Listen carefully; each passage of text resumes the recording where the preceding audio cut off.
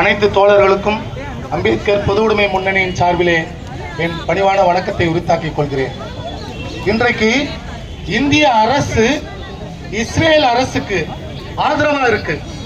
பாலஸ்தீன மக்களை கொள்கின்ற இனவெறி பிடித்த இஸ்ரேல் அரசுக்கு இந்திய அரசு ஆதரவா இருக்கு. இந்த வெளியுறவு கொள்கை ஆதரவா இருக்கு. இந்த வெளியுறவு கொள்கை என்ன? மோடியினுடைய சொத்தா? இந்த வெளியுறவு கொள்கை என்ன? ஜெய்சங்கர் அவர்களுடைய சொத்தா? இந்த வெளியுறவு கொள்கை என்பது எதன் அடிப்படையில் கட்டமைக்கப்பட வேண்டும்? இந்த வெளியுறவு கொள்கை என்பது அரசியல் அமைப்பின் அடிப்படையில் கட்டமைக்கப்பட வேண்டும். சுதந்திரம், சமத்துவம், சமூக நீதி என்கின்ற அடிப்படையில் தான் இந்த வெளியுறவு கொள்கை கட்டமைக்கப்பட வேண்டும். அங்கே இஸ்ரேல் அரசு சுதந்திரமான ஒரு தன்மையை கடைபிடித்துக் கொண்டிருக்கின்றதா? தன்னுரிமையை கடைபிடித்துக் கொண்டிருக்கின்றதா? சமூக நீதியை கடைபிடித்துக் கொண்டிருக்கின்றதா? அப்படியெனில் அங்கே ஒரு இனவெறி பிடித்த அரசாக அங்கே இஸ்ரேல் அரசு இருக்கும்போது இங்கே அரசியல் அமைப்பு சட்டத்தை மீறிய ஒரு வெளியுறவு கொள்கையை சனாதன உறவு கொள்கை என்றுதான் நாம் அதை அழைக்க வேண்டும். அப்படி அந்த சனாதன உறவு கொள்கையை தான் இன்றைக்கு மோடி அரசு கடைபிடித்துக் கொண்டிருக்கின்றது. தோழர்களே, வரலாற்று ரீதியாக பார்த்தால் முதல் உலக போரிலே 1917 மெல்போர் என்கின்ற ஒரு ஒப்பந்தம் பிரிட்டன் கூறுகிறான். அங்கே ஒட்டோமன் பேரரசிலே தோழர் குறிப்பிட்டது போல அங்கு ஒரு மாகாணமாக இருந்த பாலஸ்தீனத்திலே இஸ்ரேல் அரசு ஒரு அரசை ஏற்படுத்திக் கொள்ளலாம் என்பதாக பிரிட்டன் தான் அதை ஆரம்பிக்கிறான். அப்பொழுதே இங்கே இந்த தேசத்திலிருந்து கண்டனங்கள் எழுதின எம்.கே. காந்தி அவர்கள் அது தவறு என்று குறிப்பிட்டார்.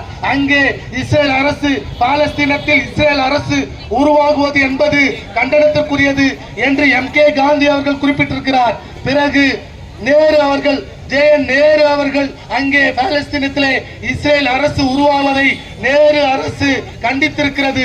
சுதந்திரம் 1948க்கு பிறகு 60 காலகட்டங்களே அணிசேரா நாடுகள் உருவாக்கப்பட்ட போதும் கூட அப்பொழுதும் கூட இஸ்ரேலுக்கு ஆதரவாக இல்லாமல் அங்கே பாலஸ்தீனத்துக்கு ஆதரவாகத்தான் இந்திய வெளியுறவு கொள்கை வந்திருக்கிறது. பிறகு ராஜீவனுடைய ஆட்சி காலகட்டங்களிலே 84 காலகட்டங்களிலே இங்கே ராஜீவனுடைய ஆலோசனை குழுவிலே இருந்த ஆலோசகர் குழுவிலே இருந்த சுப்பிரமணிய சுவாமி அவர்கள் தான் அங்கே இஸ்ரேல் அரசுக்கு நேரடியாக பயணம் போகிறார் என்பதை நாம் புரிந்து கொள்ள வேண்டும். அதுவரையில் அப்பொழுது 1984 டெல்லியில் கூட இஸ்ரேல் தூதரகம் இல்லை.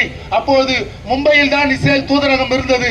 அப்பொழுது இஸ்ரேலுடைய தூதரகமாக மறைமுகமாக செயல்பட்டது யாருடைய இல்லம் தெரியுமா தோழர்களே?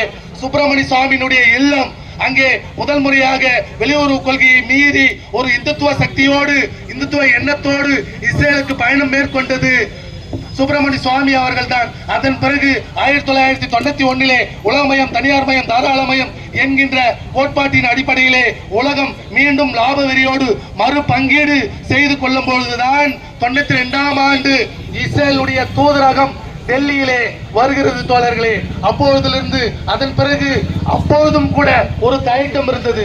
மோடி அரசுக்கு பிறகு மோடி அரசிலே 42% ஆயுதத்தை அங்கே இஸ்ரேலிலிருந்து இறக்குமதி செய்கிறார்கள். அதை நாம் வரி கட்டி கொண்டிருக்கிறோம். அந்த நம்முடைய வரி பணம் எல்லாம் அங்கே பாலஸ்தீன மக்களை கொள்வதற்கு போகிறது. அப்படியெனில் இது சனாதன அரசு. இந்த சனாதன அரசை பாலஸ்தீன மக்களுக்காக நாம் எதிர்க்க வேண்டும்.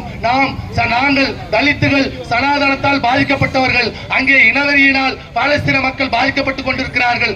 ஆகவே அவர்களுடைய வழி எங்களுக்கு புரியும். அந்த வகையிலே அம்பேத்கர் பொது உடைமை முன்னணி என்றும் பாலஸ்தீன விடுதலைக்கு துணை நிற்கும்.